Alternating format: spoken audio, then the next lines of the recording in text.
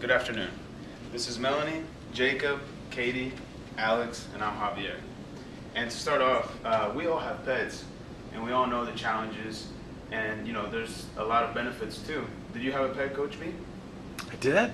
So you may know too that having a pet relieves stress sometimes, also causes stress, but you have to handle that stress with the certain resources that they're offered by animal shelters, and also those stresses, they will help you become a better pet owner. And also there are many programs too with animal shelters that help those stresses and those challenges, and that's Pets for Life.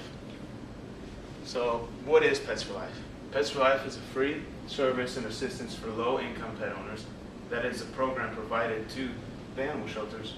The Pets for Life program, what it is and why it exists, was because the United organization developed by the Humane Societies developed this program because they saw that it was better to go door to door than to do programs to promote more adoptions, and also how they do it by teaching volunteers and also the animal shelters to incorporate all those strategies to help the low-income pet owners. And right now, 1 out of 6 Americans are living in poverty, and 60% of those Americans have at least one pet, which this greatly impacts dogs and cats every day. So our main problem is that low-income households want the benefits of having their furry family member in their life, and they want to be able to keep that, but medical bills and their regular checkups and just preventative shots and care for them is expensive, and they realize that they can't afford it. So you see the cycle of adopting a pet, the realization that they can't afford it, and then having to make that heartbreaking decision to give up the pet or rehome it. And we talked to Missy Mosby, and she said that shelters are full everywhere right now, and people need to become responsible pet owners, and that this cycle will never change, and it's just so sad and frustrating. Pets for Life has connected over tens of thousands of families to vet care services that otherwise may have not have gotten them had it not been for the volunteers in the program. They also connect with student vets in different universities, and they take those students with them to take care of the animal. And since these students are still learning and they're still in school, they are not able to charge for their services, making this vet visit little to no cost. The new vets in town, they are focusing on Pets for Life, and then the other ones have already increased staffing and expanded their surgical equipment and stuff to meet the demand for the new pet owners. Pets for Life also goes door to door to their clients and provides free services to them. They can provide you free transportation, spay and neutering appointments, vet care appointments, microchipping, and knowledgeable resources for the clients.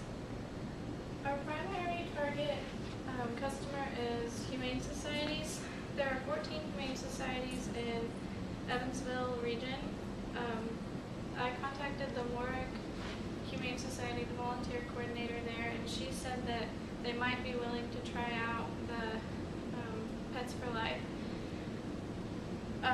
Humane Societies are the ones that would benefit from Pets for Life because,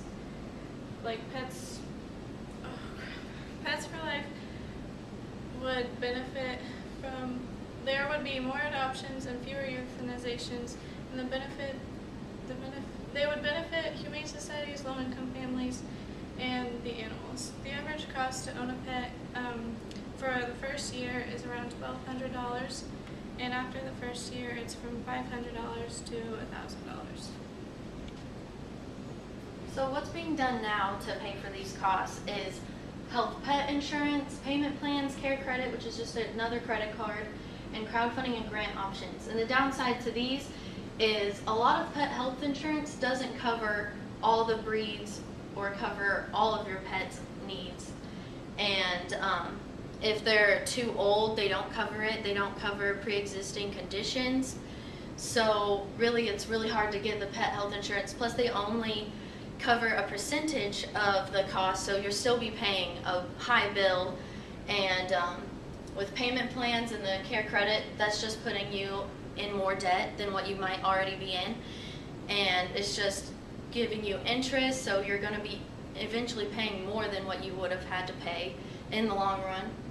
And so Pets for Life would create value by going door to door to these families and connecting with them, realizing their situation, becoming friends with them and their furry family member, and giving them these free services and to help them, because they know that the struggle is real and that they can't afford all of this on their own.